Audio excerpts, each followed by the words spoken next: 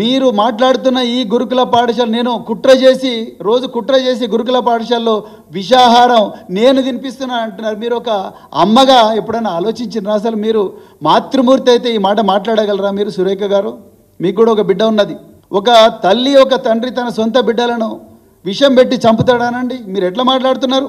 నేను నా బిడ్డలను, నా సొంత బిడ్డలను వదిలేసి ఈ 2 లక్షల మంది బిడ్డలు నా బిడ్డలు అనుకొని నేను నా పిల్లలను వదిలేసి ఈ పిల్లలందరి చుట్టూ తిరిగిన నేను ప్రతిరోజు కూడా ఆరాటపడ్డా. నేను 9 సంవత్సరాలు ఆరాటపడ్డా.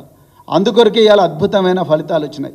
ఎలాంటి వసతి లేని బిడ్డలకు ఆ రోజు కేసీఆర్ గారితో మాట్లాడి వారిని ఒప్పించి 300 ఉన్న గురుకుల పాఠశాలను 1000 గురుకుల పాఠశాలలాగా చేసి ఎంతోమంది అమ్మాయిలు చిన్నతనంలోనే పెళ్ళిళ్ళు అవుతుంటే వాళ్ళందరూ కూడా పెళ్ళిళ్ళు తర్వాతైనా చేసుకోవచ్చు, వాళ్ళు ప్రయోజకులు కావాలని చెప్పేసి వేల మంది జీవితాలు కాపాడు. ఆనాడు కేసీఆర్ గారి దార్శనికత వల్ల దాదాపుగా 75 డిగ్రీ కళాశాలలు తీసుకొచ్చినాం.